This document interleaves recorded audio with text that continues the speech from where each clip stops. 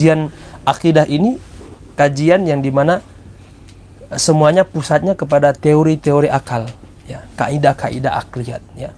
Misalnya di antara kaidah akal adalah tidak bisa, ya, berkumpulnya dua hal yang bertentangan. Misalnya api dan air bisa nggak bertemu dalam satu waktu? Nggak bisa. Harus ada yang dihilangkan salah satunya, diangkat salah satunya, ya. Karena kalau dua-duanya masuk pasti ada yang dikalahkan gitu. Sama seperti, mohon maaf, pendapat Wahabi yang mengatakan Allah di atas, bertempat di atas langit, duduk di atas arsy, itu sangat bertentangan dengan keyakinan mereka sendiri, di mana Allah Subhanahu wa Ta'ala, di antara keyakinan mereka, Allah turun dengan zatnya ke langit dunia.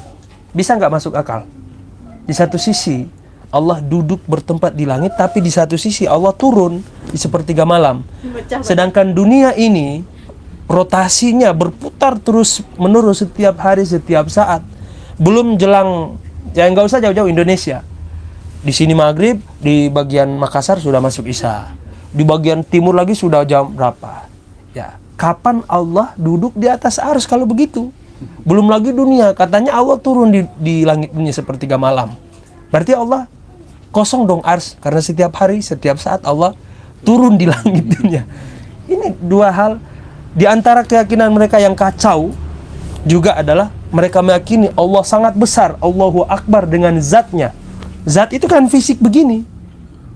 Terus bagaimana Allah masuk ke dalam dunia yang dimensinya sangat kecil, di mana di dalam riwayat disebutkan ukuran dunia dan seisinya bagi Allah itu hanya seukuran koin dilemparkan di padang pasir, tengah padang pasir. Bayangkan, ya.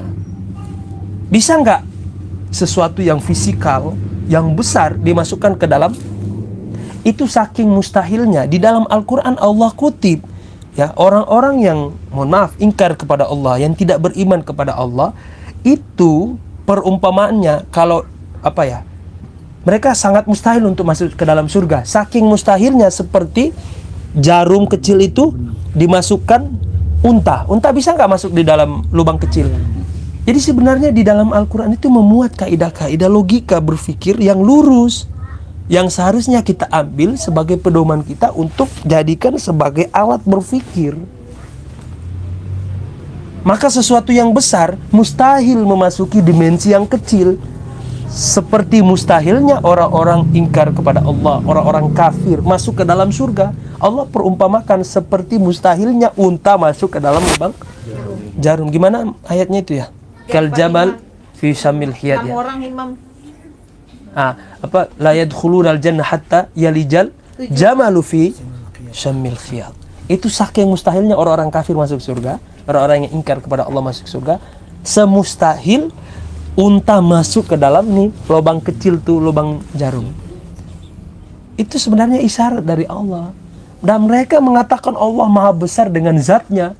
Terus di satu sisi atau di waktu bersamaan mereka mengatakan Allah bisa turun ke langit dunia yang kan kemana akalnya? Ya. Ini membuktikan kebatilan pendapat mereka. Ya. Sampai di sini paham ya?